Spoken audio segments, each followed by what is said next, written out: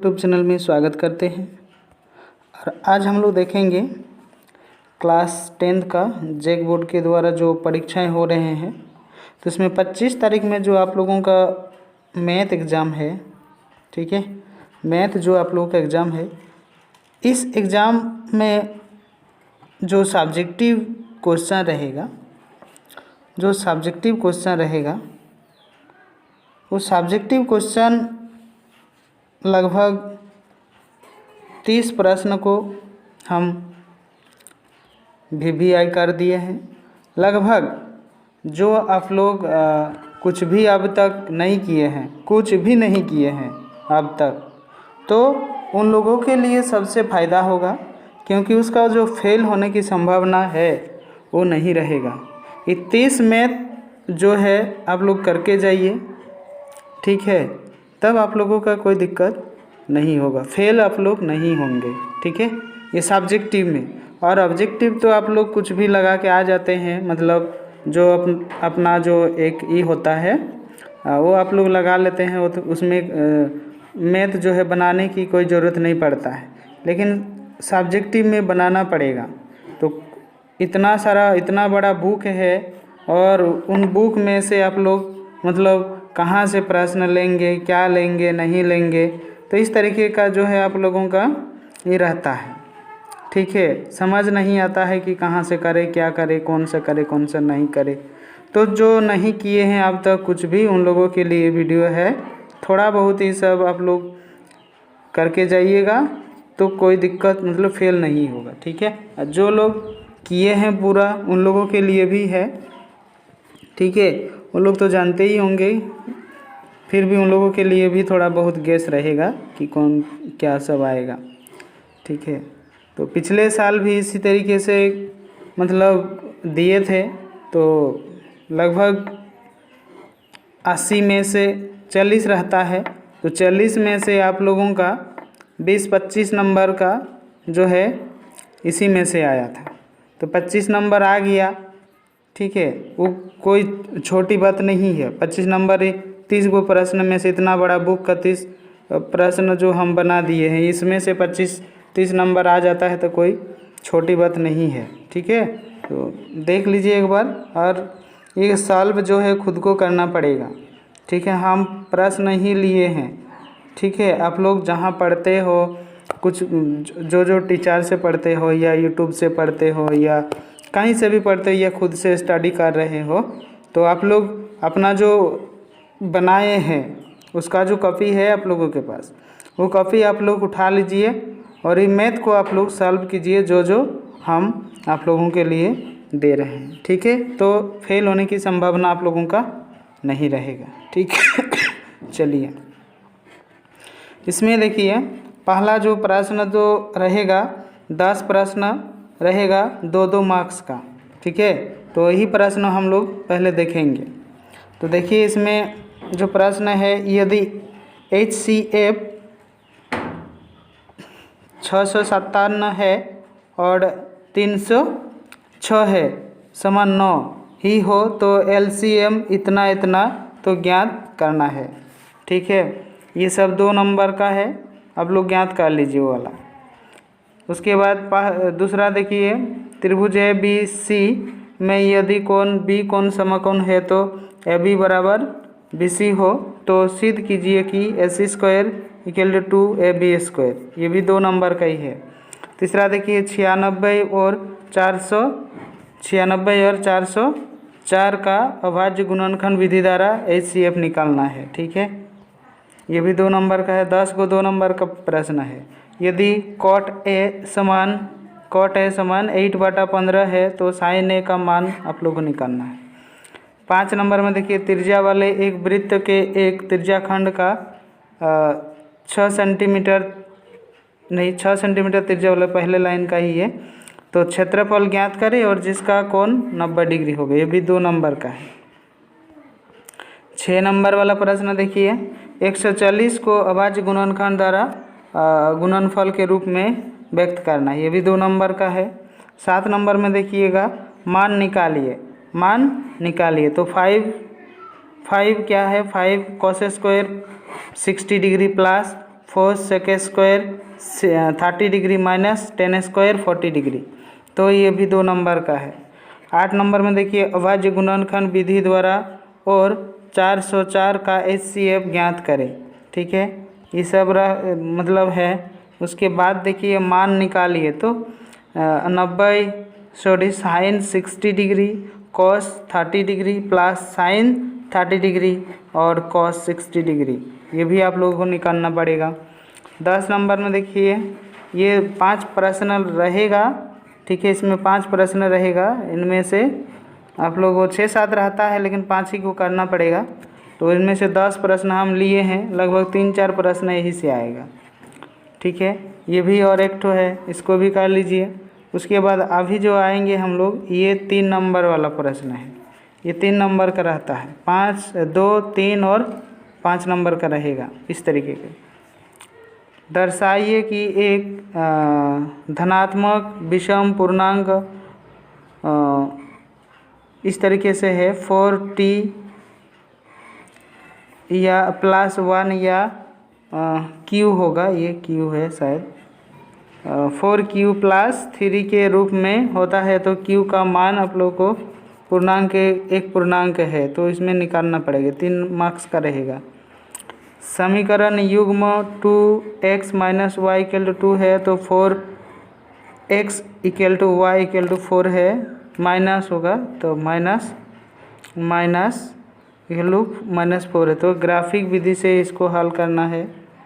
ठीक है, उसके बाद देखिए इस त्रिभुज के क्षेत्रफल ज्ञात कीजिए जिसके शीर्ष इतना इतना और इतना है, ये भी करना है। ऐसे करके निकालना जाता है। A B C तीनों का मान अलग अलग, A B C ऐसे करके इसको निकालिए। ठीक है, आप लोग खुद से करिए या फिर जो आप लोग जहाँ जहाँ पढ़ते हैं उसे हेल्प ले लीजिए। 6 सेंटीमीटर त्रिज्या वाले एक वृत्त की खींचा गया है, तो केंद्र में 10 सेंटीमीटर दूर स्थित एक बिंदु से वृत्त पर स्पर्श रेखा युग्म की रचना कीजिए। ये भी 3 मार्क्स का ही है। इसमें और एक तो है, देखिए ग्राफिक विधि से हल कीजिए, इतना इतना है। ठीक है, ग्राफिक विधि से हल करना है, उसको ग्राफ बनाना है। इसके बाद एक AF में 7A = 7 और A 13 735 दिया गया है, तो D और SN ज्ञात कीजिए। आप लोग सब कर चुके हैं, ये सब कीजिए। इसके बाद सिद्ध कीजिए कि √1 + sin A / 1 - sin A, तो sec A + 10A, इसको भी कीजिए। और एक वृत्त के चतुर्थांश का क्षेत्रफल ज्ञात कीजिए जिसका परिधि दिया हुआ है 22 सेंटीमीटर। ये हो गया। अभी देखिए और 2 गो इसका है, ग्राफिक विधि से ये भी हल करना है। ग्राफ बनाइए और आकृति में छायांकित क्षेत्रफल ज्ञात कीजिए जहाँ ABCD भुजा कितना है, 14 सेंटीमीटर का एक वर्ग होगा। ठीक है, चलिए अभी हम लोग देखेंगे 5 नंबर वाला 3 गो प्रश्न रहता है। 3 × 5 15 नंबर का, तो इसमें 5 गो है, लगभग 3 गो आ सकता है इसी में से, या फिर 2 गो तो आ ही सकता है, और में रह सकता है, मतलब इन्हीं में से आ सकता है। आप लोग करके जाइए। ठीक है, द्विघात समीकरण इतना इतना इतना और B मूल का प्रतीक बताइए और C का मूल अस्तित्व में उन्हें ज्ञात करें। 5 नंबर का रहेगा एक ठो। नहीं मतलब समझ रहे हैं तो स्क्रीनशॉट कर लीजिए, उसके बाद उसको लिखिए, प्रश्न को खोजिए बुक में और उसके बाद बनाइए। सिद्ध कीजिए कि यदि किसी त्रिभुज के एक भुजा के समांतर अन्य 2 भुजा बराबर है तो भिन्न भिन्न बिंदुओं पर प्रतिच्छेद करने वाली रेखा उन्हें समान अनुपात में विभाजित करती है। ये भी 5 नंबर का है, आप लोग लिख लीजिए। इसके बाद है 7 मीटर ऊंचे भवन के शिखर से यह केवल टावर के शिखर का अन्य कोण 60 डिग्री है और इसके पाद अपमान कोण जो है इसका वो कितना डिग्री का है, 45 डिग्री का है। तो टावर जो है उसका ऊंचाई आप लोग को ज्ञात करना है। ऊंचाई आप लोग को ये जो हाइट है ये ज्ञात करना है। 5 नंबर का रहेगा इसमें। चौथा देखिए, एक 80 मीटर चौड़ी सड़क के दोनों ओर आमने सामने समान लंबाई वाले 2 खंभे लगे हुए हैं। ये प्रश्न देख लीजिए, ये भी 5 नंबर का है। ठीक है, आप लोग देख लीजिए। उसके बाद लास्ट है 10 प्रश्न इसमें भी है। सिद्ध कीजिए कि एक समकोण त्रिभुज का, ये भी है वर्ग विशेष भुजाओं का। 6 नंबर का देखिए, इसमें 6-7 देखिए, ये 6-7 एक इसमें आप लोग को करना है और स्क्रीनशॉट एक बार कर लीजिए तो पता लगेगा कौन सा है क्या नहीं है। ये है, ठीक है। ये जो 5 हम 10 बता रहे हैं, 10 में से आप लोगों को 3 गो प्रश्न यहीं से मिलेंगे, देख लीजिएगा। ठीक है, उसके बाद ये वाला भी कर लीजिए। छिन्नक के आकार का है जिसकी ऊंचाई 45 सेंटीमीटर तथा निचले और ऊपरी सिरों की त्रिज्या क्रमशः 7 सेंटीमीटर और 28 सेंटीमीटर है। ठीक है। 9 नंबर वाला देखिए, सिद्ध कीजिए कि 2 समरूप त्रिभुज के क्षेत्रफल। ठीक है, इसमें से भी मतलब यही सब रहेगा। 10 नंबर है, एक खिलौने जिसकी त्रिज्या है 3.5 शंकु आकार का है, इस टाइप का है और इतना है, तो 5 नंबर की ये भी रहेगा। ठीक है, तो आप लोग देख लिए। ठीक है, तो इसमें जो है बनाइए आप लोग खुद से, या फिर अपना जो टीचर वगैरह है जहाँ पढ़ते हैं तो आप लोग वहाँ से हेल्प लीजिए, नहीं अपने से बन रहा है तो। और अगर आप लोग बना पा रहे हैं तो आप लोग उसे बना लीजिए, बना पा रहे हैं तो आप लोग उसे बना लीजिएगा। ठीक है, कहीं से भी उसको ढूंढिए और क्वेश्चन को कर लीजिए। लगभग 30 प्रश्न हम बताए, 30 में से आप लोगों को 60 मार्क्स का यहीं से मिल जाएगा। ठीक है, तो उसमें 60 मतलब है नहीं, 40 का है, तो 40 में से आप लोगों का आधा 30 मतलब 25-30 नंबर यहाँ से मिलेगा। 25-30 नंबर यहीं से इसी वीडियो से मिलेगा। तो खुद को ये सब बनाना पड़ेगा, खुद आप लोग बनाइए और 25 तारीख को जो एग्ज़ाम है आप लोग जाकर अच्छे से एग्ज़ाम दे दीजिए। ठीक है, और उसके बाद आप लोगों को इसका जो आंसर शीट होगा मतलब ऑब्जेक्टिव का, तो वो वाला भी हम अपलोड कर देंगे, लेकिन थोड़ा लेट होता है इसीलिए क्वेश्चन हमारे पास बहुत लेट से आता है। ठीक है, क्वेश्चन बहुत लेट से आता है इसीलिए थोड़ा लेट में हम वीडियो डालते हैं। ठीक है, यहाँ का बच्चे सब का सेंटर बहुत दूर में दिया है, 30 किलोमीटर के आसपास। उतना दूर से बच्चा आए मतलब निकलेंगे, उसके बाद थोड़ा बहुत कुछ खाएंगे, फिर आते आते उन लोगों का 2 घंटा करीब 2-2.5 घंटा हो जाता है। ठीक है, तो इसीलिए दिक्कत होता है, लेकिन हम डालेंगे, ये आप लोग मतलब कोई टेंशन लेने की ज़रूरत नहीं है, हम डाल देंगे।